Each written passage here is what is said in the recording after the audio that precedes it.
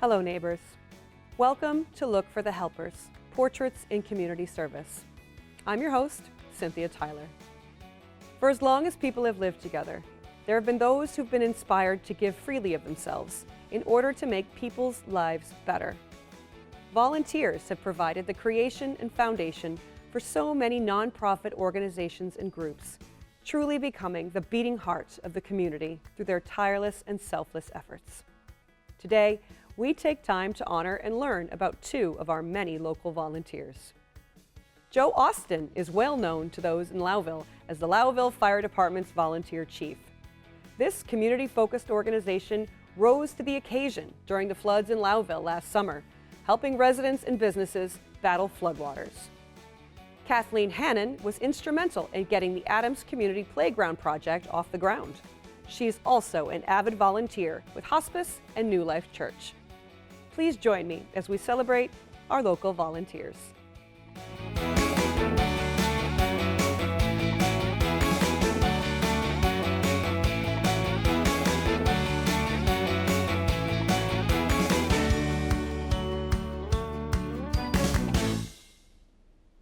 I'm here with Joe Austin, Fire Chief of the Lowville Fire Department. Thank you so much for being with us, Joe. Thank you for having me. All right. So how long have you been Fire Chief of the department? I'm currently on my 6th year as the Fire Chief. I was an Assistant Chief for 3 years before that. Okay. So how did you get involved in firefighting? Depends on who you ask. So if you ask my mom, she's going to say that I've wanted to be a firefighter ever since I was a little boy. I always used to play with fire trucks and always used to walk around with fire hats and all that. I do remember that. I don't remember necessarily having the need to be a firefighter. So I went on my life as normal, and then I ended up back in my hometown, going to JCC at college, living at home with my parents, and my dad, who was a member of the fire department, one day came up to me and said, "Hey, do you want to join?" I said, "Sure, why not?" And the rest is history. Well, obviously family history is very important. So your father is in your family, have they inspired you to volunteer? Was that something you were always taught? So yeah, I mean, that is definitely, it does run in the family. My grandfather was a member of the fire department for many years before he passed away. I have several uncles as well that are members of their fire departments in their respective areas. So it does run in the family. And yeah, I mean, it was definitely something that changed my life. I really am very glad I joined, and I wouldn't change it for anything. So. And obviously, since it runs in the family, but fire departments are always such a huge part of the community. What kind of things does the fire department do that aren't fighting fires? So, I mean, the fire department does a whole wide array of things. I mean, anything from fundraising to we conduct monthly meetings where we do all of our normal business, which is just our day-to-day operations, bills getting paid, things like that. We have monthly training events. We have community days a lot of times that sponsor fire safety awareness. Every year we go into the different schools. At least Lowville, we get to go. One of our bigger events is the 5th graders all meet from Lewis County, all meet at the fairgrounds in Lowville, and we put on a fire safety station for all the 5th graders in Lewis County. We also have a group of us that usually goes over to the elementary school during Fire Prevention Week and do some activities with some of the younger students as well. So that's amazing. And it's not just engaging with the kids in the community and not just fighting fires, but last summer, Lowville got hammered pretty hard with some really severe flooding. What did the fire department do to help out with that? Yeah, so I mean, flooding is definitely what we faced last summer was a unique situation, to say nonetheless. In those situations, we can do anything from traffic control to we were pumping basements out with our portable pumps, getting water out of the basements, trying to protect people's basements and property as much as possible. We had some other weather incidents at those events, like trees down and wires down. So that again takes time to manage that and make sure the right agencies are notified.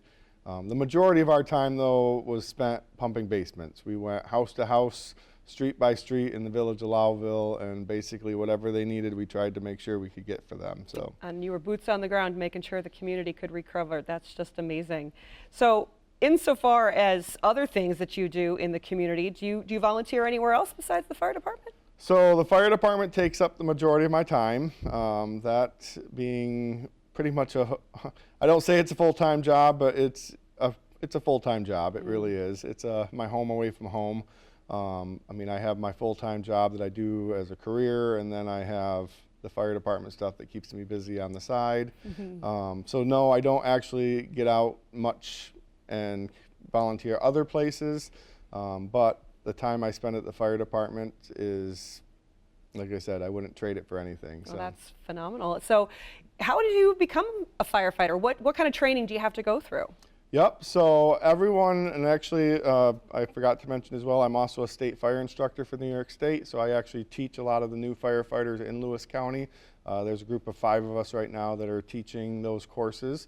So if you join a fire department, your first step is what's called the basic exterior class. It works out to be 79 hours of training, both in classroom and hands-on training, so you're getting both aspects of it. Two nights a week with a few Saturdays thrown in there. It usually takes about 3 months to get that course complete. Now, so. sometimes you might need to have a certain physical ability. Are there any requirements that are necessary in order to become a fireman that way? So all fire departments, at least in Lewis County, you do go through a pre-check physical that's basically sponsored by the county to make sure that you do meet certain requirements. That may change in the future as different regulations come down. It may become more strict. But for right now, I mean, is there any requirements that you have to meet? Not necessarily. Most people will get by the physical, and if they do have some ailments or something that's going to hinder them, it's just noted on their log and it's taken into account. There's still things that they can do, so we put them to work. There you go. So despite all the paperwork and the fundraising and the bills that you have to pay, well, there's got to be things that you enjoy about being a volunteer firefighter. Yeah, so I mean, the biggest reward I think is when you see the community. For good reason, the fire departments all have really good relationships with their communities, I feel, at least in our area. Wherever you go, we're very much appreciated. The community's always willing to step up and thank you. They're always willing to support us in our fundraisers. I mean, that shows as well. I mean, we'll have a chicken barbecue and be sold out in a half hour because it's just the community's there to support us and they know it. That's excellent. I mean, we have a very high social media presence with our Facebook group. And we get very good comments and relationships on there that make us feel like we're at least doing something right. Well, you're definitely doing something right. And so in all of this work that you're doing, what does that mean to you personally? How has it made your life better? So it's really rewarding. It really is. I feel I've grown as a leader. I mean, I worked my way up through the department. I was a firefighter for many years, and then I went to the role of assistant chief. Worked my way right up through to chief, and like I said, I've been for the last 6 years the chief of the department. Through that, I've built a lot of relationships with the neighboring chiefs, with the emergency management department. I also, for my job, I work at public health in Lewis County. So I have those contacts as well from the county aspect. So it gets me those contacts. It really just gets me out there, and it's one of those things that if you choose to do it, I think you'll be very happy with that choice in the end. You're gonna have some scenes that really test your ability to handle certain situations, but then you're gonna have other scenes that you're just like, this is why I'm here. And now that's perfect, because you're going to lead me right into my next question, because you're right, it isn't always going to be easy. In any volunteer position, there are just times when you just feel like giving up.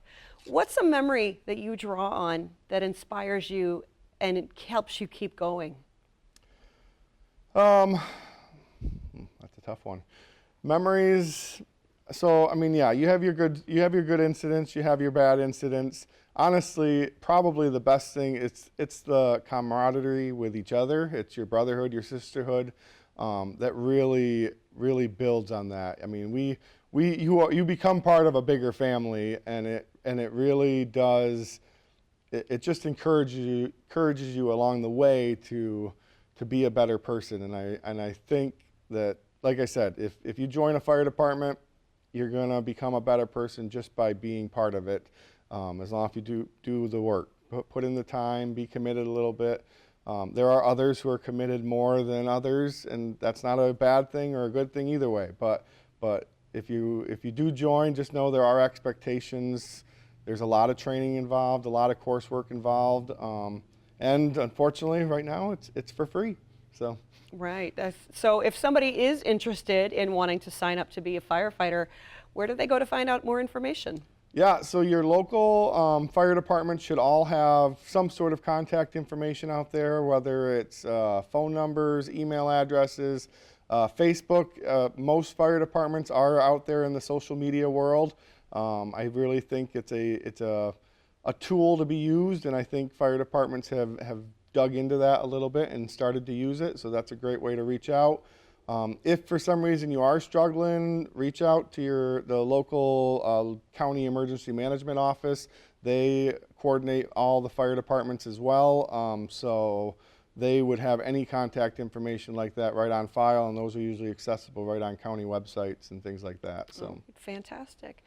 Well, I'm just going to wrap this interview up with one last question. Say you're out walking down the street and you see somebody that just wants to help and they look lost and they want to help. What do you say to them to inspire them to go out and volunteer? The best thing I can say is to do something. There's lots of opportunities out there. It doesn't have to be in emergency services. There are community boards, there's community groups that are doing things all the time. If you want to join emergency services, fire service, EMS, whatever, there's lots of need all over the place. I don't think you'll find any fire department or EMS agency at this point that will turn you away. There's always something that can be done. So I would encourage people that if you do have a small inkling, if you want to help in any way, shape, or form, reach out to your fire departments, reach out to your EMS agencies, see what you can do, see what they're looking for. There's always something to do. Like I said, we have some people that join the department not to fight fires. They don't want anything to do with it. They take the exterior class and that's where they stay. But they're needed and they help at fundraisers, they help at our functions, they help at those things. We need people to keep the fire hall clean and looking nice and things like that. So there's lots of jobs out there, and it really is rewarding when you finalize and join something. Well, that's absolutely fantastic to know. Thank you so much for joining us, Joe. We really appreciate you being here, and thank you so much for your service. Thank you.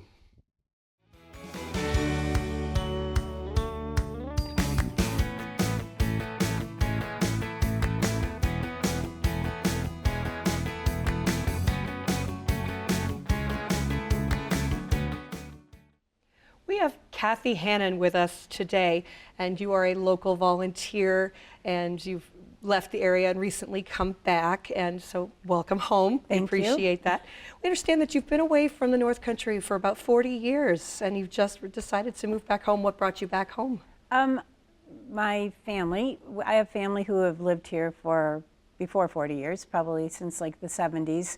And now we have a daughter who is married and lives in Syracuse with grandchildren. We lived in Saranac Lake. It was a lot of time on the road, and we decided it was a good place to come back to. We had a piece of property my father and mother were generous to give us, and we were able to build a house, and so we're back, and it's good. Welcome back. Thank We're you. grateful to have you, especially because you have such a wonderful roster of volunteer service. Now, was all that time on the road traveling, is that a place where you found inspiration to start giving back? Where did you get your drive to volunteer? My parents and my grandparents were really inspiration for me to give back, and my whole family, my brothers, my sister, and their siblings, or not their siblings, their spouses, all are big volunteers in a lot of different areas. So I think it was just something we grew up with. I watched my grandparents volunteer, I watched my parents volunteer, and I actually didn't even realize how much they were volunteering till I was asked to do this, and then thought about all the things that they did, Girl Scouts and school board and things I didn't really recognize as volunteering till I was an adult. Yeah, so it's all in the family. Yeah. Now. How wonderful. That's very exciting. And so looking here at what you've been doing here in the North Country, the Victims Assistance Center. Now, what do you do for volunteering there? Can you tell us a little bit about it? Sure. I'm actually right now at the Children's Advocacy Center, which is downstairs from the Victims Assistance Center, and I answer the phone.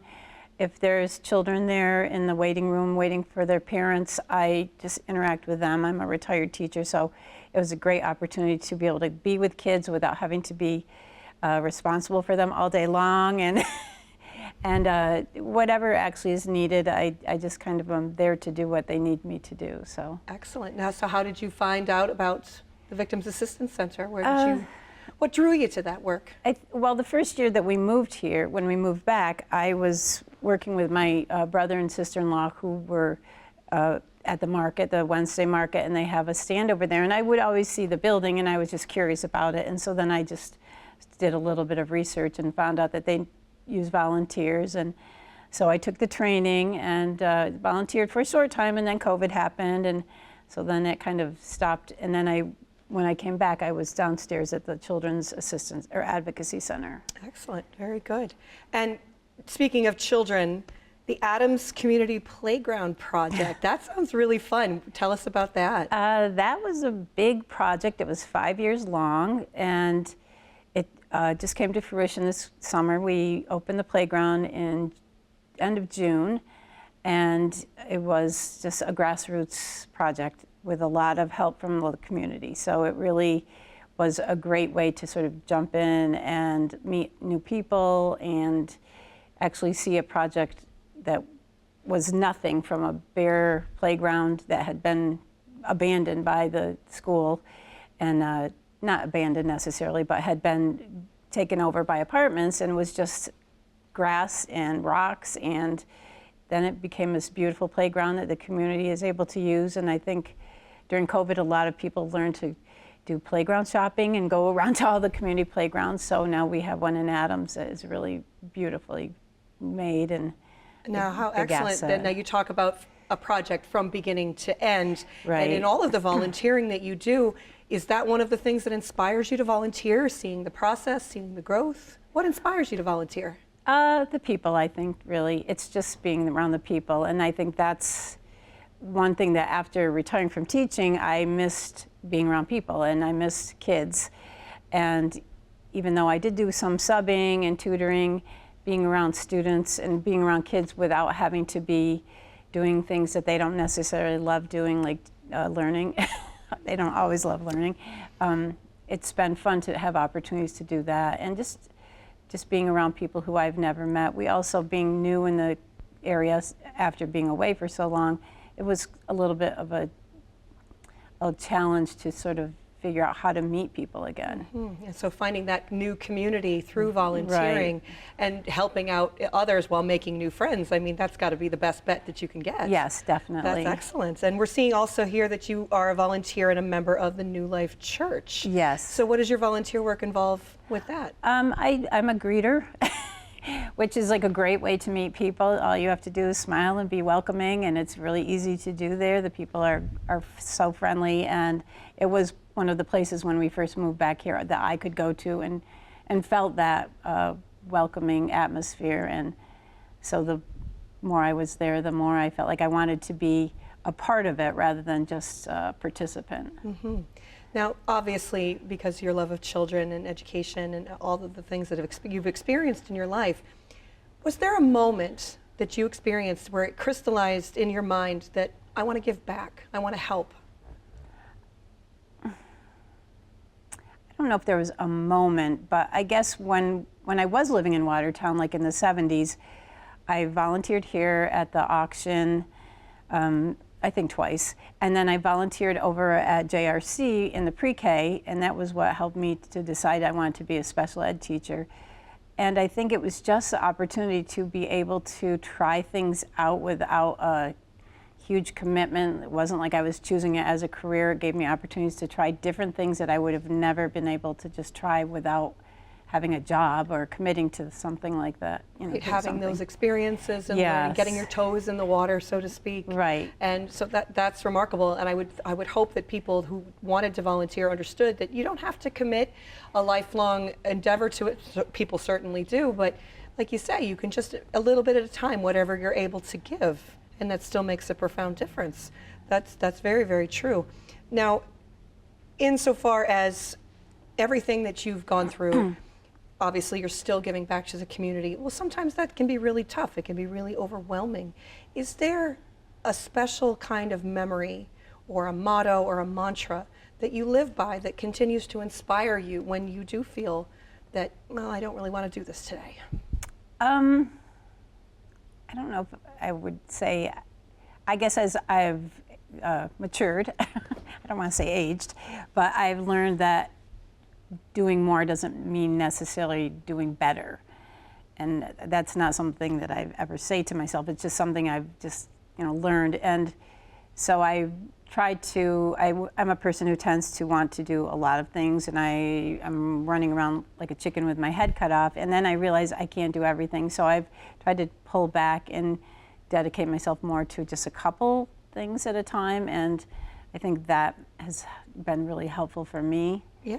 Because then I can know that I have a commitment on a Wednesday or whatever day it is, and I don't have to feel like I'm overwhelmed with a lot of different things going on. Right. So you choose what makes you happy. I'm sure Right. that all of these things that you've chosen to do, how does that enrich you and fulfill you personally?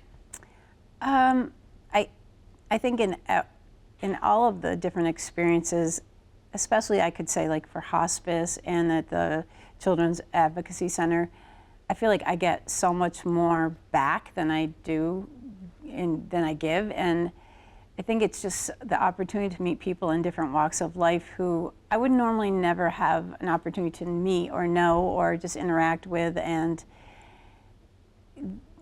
it's really just sort of amazing and humbling to meet people and to realize like that everybody's just living their life at the best they can, and walking down the hall in hospice the first few times I was there and realizing this isn't a hospital. These people are not here because they're just getting a treatment and they're getting better and they're going to go home. And it was eye-opening to me to think about that and to just meet the people and talk to them and talk to the families. And when I retired, I thought, I would like to go back and be a nurse and do hospice work because I was always interested in it. But the reality of actually going back to school was really not, it was not realistic. And so. But volunteering filled that need, Yes. that interest, and that way that you wanted to help. Yes. Volunteering gave you that outlet. Yes. And again, hospice, a wonderful, wonderful organization here locally. Volunteering for hospice, what do you do to volunteer there? I fold laundry, I visit with patients. For a while they were short on some cooking staff, so I got to be a short order cook a few times. That was great fun. I love that. I really always thought I would like to be a short order cook if I ever was going to be a cook of any kind, and it was really fun, and I got to still visit with people. And I think the thing I could say about hospice as far as volunteering, and I think probably any volunteer job, is that people are like, oh, I could never do that. It's so intimidating. But I could go up there and fold laundry if that's what they needed to do. I don't really have to feel like I have to have a lot of interaction with people. You just do what is needed, and it doesn't have to be something that you have in your mind. A lot of times there's things that you can do that you have no idea that there were even a possibility. I think that's the big thing about volunteering. Mm-hmm. It can be intimidating to think about all the different things that you might have to do, but I think most places are so excited to get a volunteer that they're going to have you do what you want to do, not what they Well, might that need is to very do. true. There has been a difficult time getting people to come and volunteer in communities, and I think possibly it's because people just don't know what the opportunities are. Right. So where can our viewers find out more information about how to volunteer for the Victims Assistance Center or for the New Life Church or for hospice?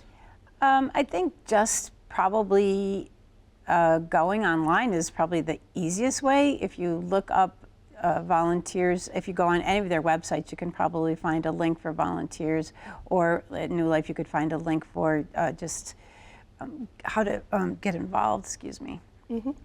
But I think there's just so many opportunities for volunteering anywhere. Like the internet is incredible in that way. It has, if you just Google volunteers, local volunteer opportunities, there are so many. Excellent. Well, that's wonderful, and we are so grateful for your service, and we are so glad that you are home and helping out here in Northern New York. Thank you so much, Kathy, for being with us, and we wish you success in all your future endeavors. Thank you.